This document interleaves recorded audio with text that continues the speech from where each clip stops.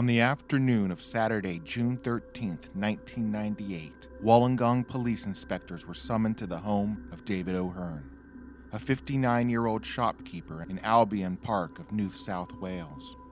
The shopkeeper had been discovered horribly murdered on his living room floor by a family member only a few moments before. The police inspectors on the scene were shocked by the brutality of the crime, saying it was a scene of such violence that they had never encountered in all their years on the police force. O'Hearn was found lying on his back, disemboweled and decapitated. His head was found in a sink. His intestines were displayed on a silver tray beside his body. His penis had been mutilated, and the shaft of the hammer that had been shoved through his rectum now protruded from his abdomen. Despite the gruesomeness of the crime, the likes the police had never seen before, it may have been the message left by the killer that most disturbed them. On the wall, written in O'Hearn's own blood, using O'Hearn's own severed hand, was the word Satan and a drawing of a pentagram and an inverted cross. A single murder this barbarous would put any town on edge, especially a small suburban one like Wollongong. But this was just the first. In 2 short weeks, there would be another one just as vicious and just as brutal as this one.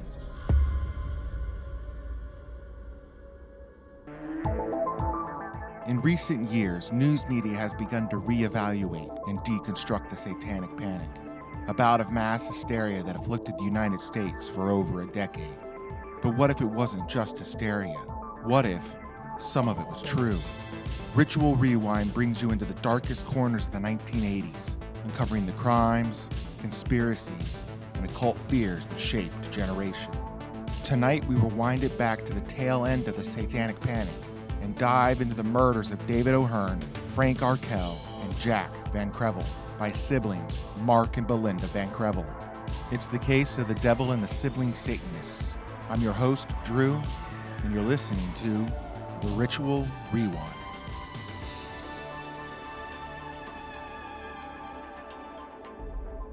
You've been called Belinda Van Evil. Mm-hmm. Is that what you are? Are you evil? No, of course I'm not. Your brother's a serial killer, you had your father murdered, and you almost stabbed your boyfriend to death. That's a pretty strong rap sheet, isn't it? Maybe. It should be obvious that because of the inverted cross, the pentagram, and the word Satan painted in blood on O'Hearn's wall, the police immediately suspected that an occult ritual had been performed. And it wasn't long before they learned of Keith Schreiber, a local 19-year-old that lived in the neighborhood, who had a fascination with Satanism and the occult. And when the police entered his home, they discovered multiple drawings of Satan and occult crimes that seemed eerily similar to the acts that had been perpetrated on O'Hearn. However, Schreiber was cleared of the murder when it was discovered that he was out of town at the time. But the police weren't far off. 2 weeks later, on June 26, 1998, 62-year-old Frank Arkell was discovered brutally murdered in the granny flat of his home. His head had been bashed in with a lamp, and he had been strangled with the cord. Tie pins had been inserted into his eyes and his cheeks.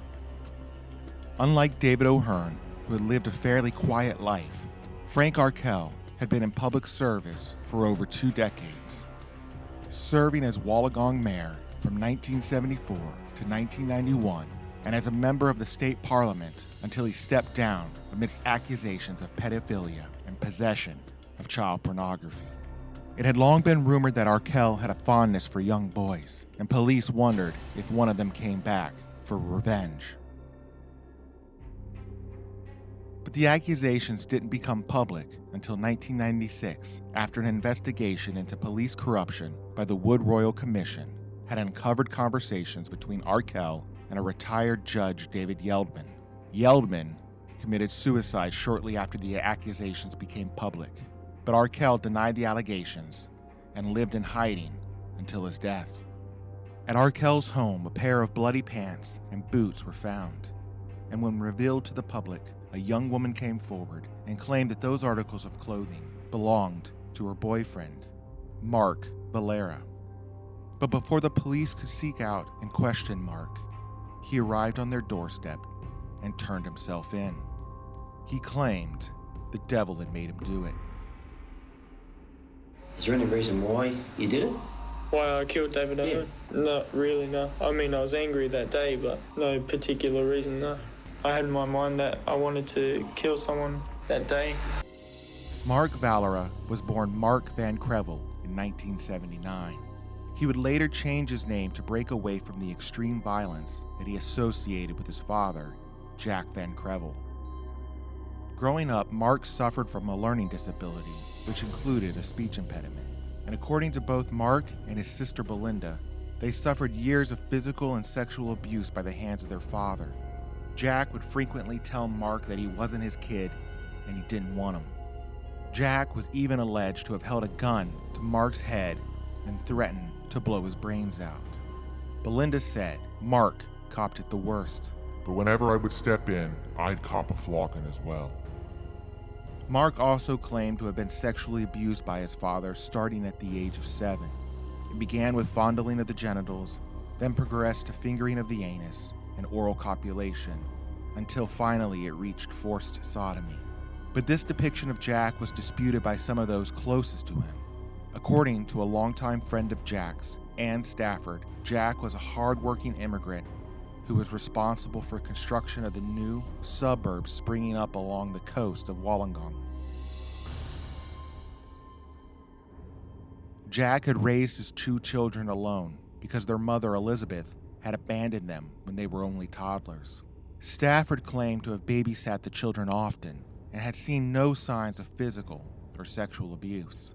She went on further to say, Jack tried everything, but as the kids moved into adolescence, they grew to hate him, rebelled, and Mark drifted into the wrong crowd. Mark took his anger and frustration out on his classmates and could easily be classified as a bully. And his friend Keith Schreiber, the one suspected of David O'Hearn's murder, was equal in his violence towards others. Schreiber was in so much trouble at school that the principal encouraged him to drop out. And that is what he did. At the age of 15, Schreiber started work as a fish gutter for a local seafood market. Mark wasn't far behind. He dropped out a year later and worked as a dishwasher in a nearby restaurant. The two shared a fascination with death and often spent their time inventing interesting ways to dissect a body and speculated on how to keep people alive while inflicting the most amount of pain. Schreiber had described killing a baby and had said he had thrown a man from the train, but these were considered merely bluster by those that knew him. The 2 boys read books on Satanism, the occult, and serial killers, and Mark kept a kill list in his favorite book, the A to Z Encyclopedia of Serial Killers. And on that list was David O'Hearn and Frank Arkell. It was on the night of June 12, 1998, that Mark had it on his mind to kill someone that day. And the only reason he chose David O'Hearn was because O'Hearn had the unfortunate luck to be working in his garden when Mark strolled by. According to Mark, he approached O'Hearn and asked if he had any rooms for rent in his home. O'Hearn obliged him and invited him inside.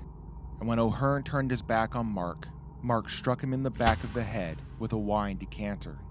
Mark then spent hours mutilating and playing with O'Hearn's corpse, much like he had fantasized about with Schreiber. Mark returned home where his girlfriend was watching a movie. He kissed her, then went to take a shower. He then took a couple shots of bourbon, talked with her, and smoked a bong, like nothing had ever happened. Mark spent the next 2 weeks reliving the murder in his mind, until the urge to do it again struck him hard.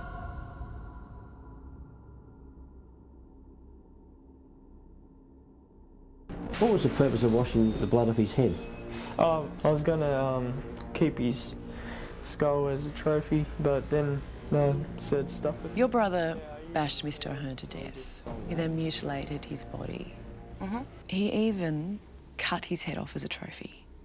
Well, I don't think he kept it as a trophy. He cut his head off though, Belinda. Yeah. He used his victim's severed hand as a paintbrush to write satanic writings on the wall. Yep. In blood. Yep. Does it scare you what your brother did? No, not at all. On June 26, Mark called Frank Arkell, who'd been in the news recently for his pedophilia case, and propositioned him. Mark told Arkell that he was a gay man and wanted to meet him. Arkell, who had isolated himself from the public and was lonely, eagerly agreed. When Mark arrived at the house, Arkell was making a bed in the granny flat. A granny flat is just a secondary dwelling unit outside the main home. Once Mark had gained access to the home, it was all over for Frank Arkell. Mark slammed him against the wall, then smashed a lamp over his head, and with Arkell debilitated, Mark went to work, torturing the 62-year-old former mayor, sticking pin needles in his eyes and cheeks.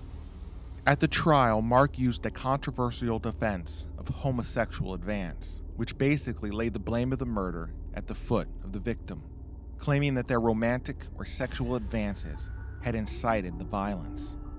This type of a defense was abolished in Australia in 2023, but at the time, Mark claimed that his history of sexual abuse at the hands of his father had caused him to react in the heat of the moment that resulted in an uncontrollable, violent outburst. The jury ultimately rejected this and sentenced Mark to 2 terms of life imprisonment without the possibility of parole. Less than 2 weeks after Mark had been sentenced to prison, his father, Jack Van Krevel, was brutally murdered in his own bed. Mark's sister, Belinda, awoke to noises in the room next to hers. She described the noises as weird and violent, like someone was getting killed. But Belinda didn't react. She just laid there in bed, covering her daughter's ears, and she waited for the noises to go silent. And once it was quiet, Belinda remained in bed. Then, as dawn broke, she got up, put on the TV for her daughter, and made breakfast. It was only after that did she drive to the police station and say, I think there's been a murder. The attack on Jack was so severe that he was nearly decapitated, and it wasn't long before Keith Schreiber, Mark Valera's childhood friend and Belinda's newly acquired lover, was arrested for the murder. And his story of how the events unfolded contradicted those reported by Belinda. According to Schreiber, Belinda had begged him to kill her father. She claimed that her father had been molesting her daughter and that Jack had been responsible for her brother Mark's predicament. It was Jack, in her opinion, through his sexual abuse of Mark, that had driven his son to commit these horrible acts of murder, and therefore Jack should be punished in a similar manner as O'Hearn and Arkell. And on the night of Jack's murder, Belinda had hung a tomahawk axe on the side of the garage for Schreiber to use. Schreiber found it, crawled through Jack Van Krevel's bedroom window, and found the man asleep.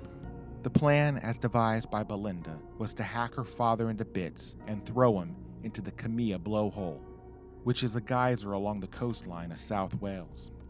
However, it didn't go as planned. The first strikes found their target, but Schreiber lost sight of his victim and had to turn on the light. What he found disturbed him. Jack was bloody and naked, kneeling beside his bed. Jack recognized Schreiber and pleaded with him for mercy.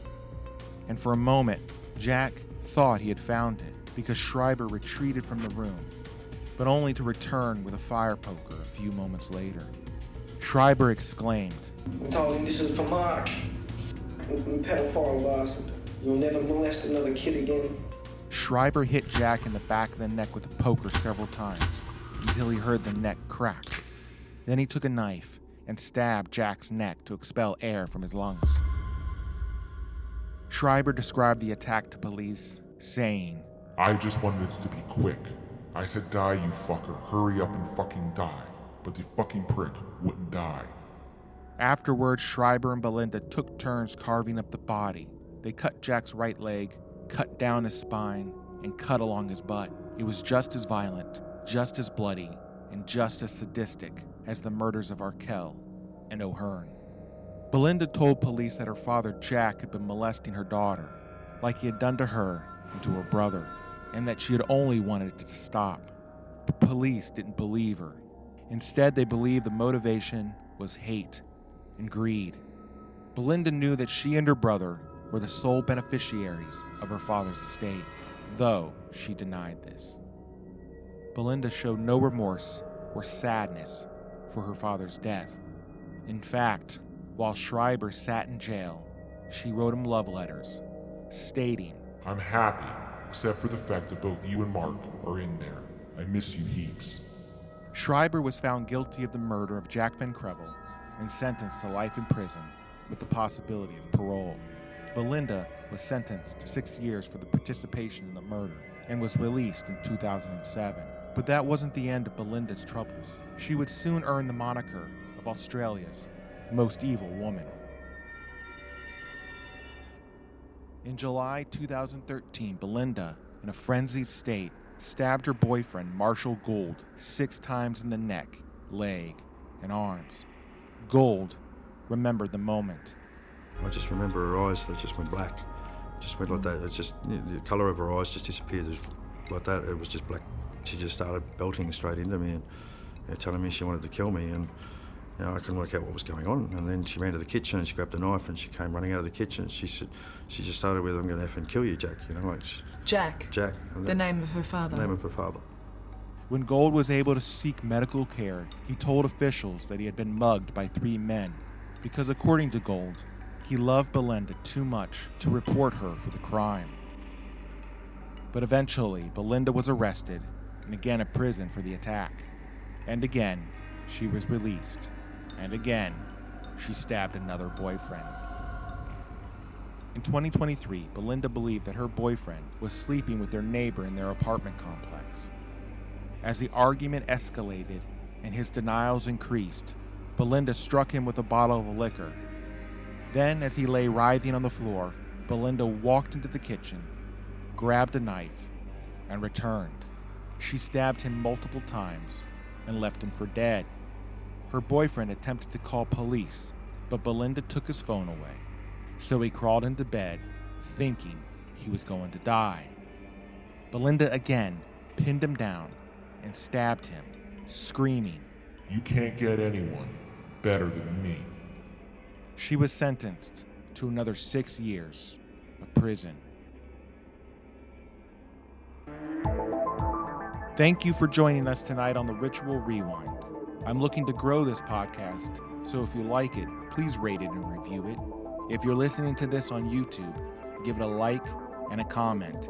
And as always, you can interact with us at the Ritual Rewind on Instagram, TikTok, and Facebook. Thank you, and good night.